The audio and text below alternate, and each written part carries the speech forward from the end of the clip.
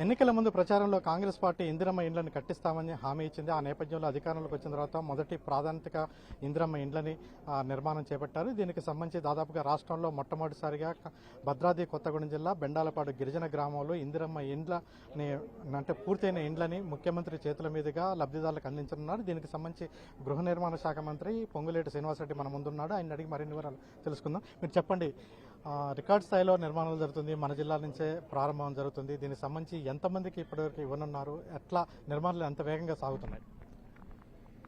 ఈరోజు చాలా శుభదినం, చాలా ఆనందదాయకమైన రోజు. పేదవాడి కళ రాష్ట్ర వ్యాప్తంగా నెరవేరబోతున్న రోజు.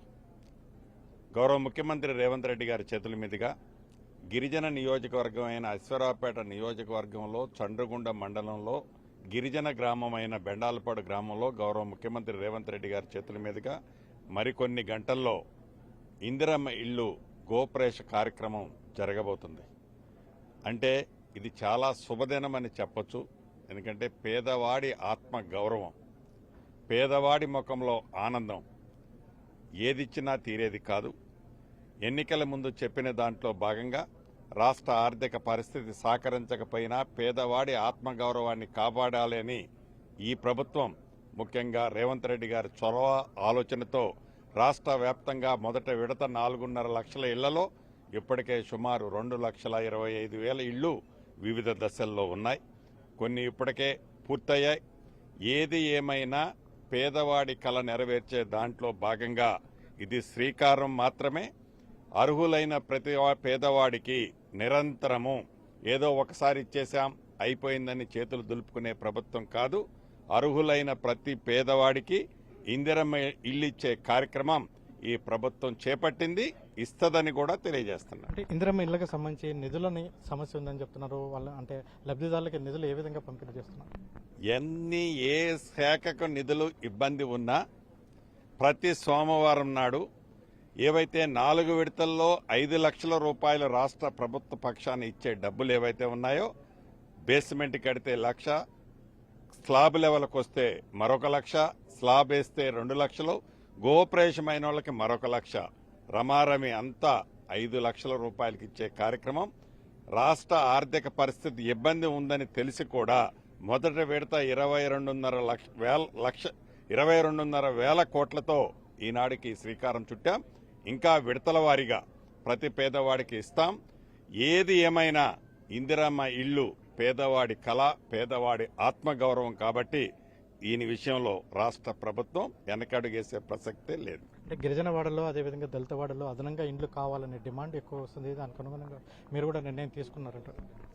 ఏదైతే ఈ మొదట విడత ఇచ్చిన ఇళ్లలో ఇప్పటి వరకు రాష్ట్ర వ్యాప్తంగా సుమారు 3,25,000, 3,30,000 ఇళ్లు శాంక్షన్ ఆర్డర్స్ ఇచ్చాం. దీంట్లో దళితులకే 80,000 ఇళ్లు ఇవ్వటం జరిగింది. ఈ 80,000 ఇళ్లే కాకుండా గిరిజన ప్రాంతంలో ఐటీడీఏ ప్రాంతంలో మా ఐటీడీఏ పీఓలు ఎవరున్నారో ప్రతి అసెంబ్లీ నియోజకవర్గానికి అదనంగా 1000 ఇళ్లు ఇచ్చాం.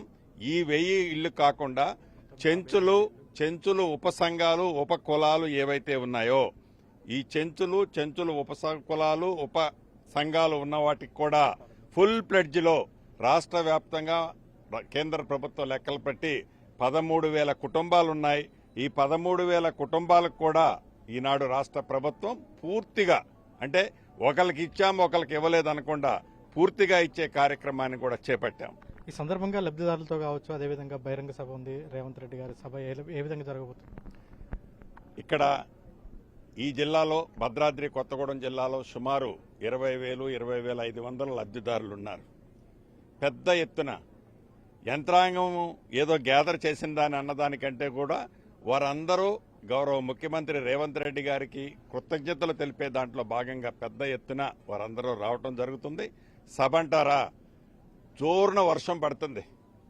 జోరున వర్షం పడ్డా పేదవాడి కళ నెరవేరుతుంది కాబట్టి ఆ కళ, ఏది ఆనంద బాష్పాలు ఆ వానదేవుడు కూడా దీవించే విధంగా ఈరోజు ఈ సభ జరగబోతుంది. ఇది దీనికి సంబంధించి ముఖ్యమంత్రి రేవంత్ రెడ్డి కొద్దిసేపట్లో ఇక్కడికి వచ్చి ఈ గృహ నిర్మాణానికి సంబంధించి గృహప్రవేశం చేయనున్నాడు. ఆ తర్వాత బహిరంగ సభ కూడా జరగనుంది. ఈ బహిరంగ సభ సంబంధించి ఏర్పాట్లు అయితే కొనసాగుతున్నాయి. అదేవిధంగా దీనికి సంబంధించి మొత్తం కూడా దాదాపు చుట్టుపక్కల జిల్లాల నుంచి అటు ములుగు, భూపాలపల్లి, వరంగల్, రామగుండంతో పాటు ఖమ్మం, భద్రాద్రి జిల్లాల నుంచి భారీ ఎత్తున పోలీసులు కూడా తెప్పించారు. కెమెరా పర్సన్ పురుగుతో భూపాల్, ఎన్టీవీ, బెండాలపాడు గ్రామం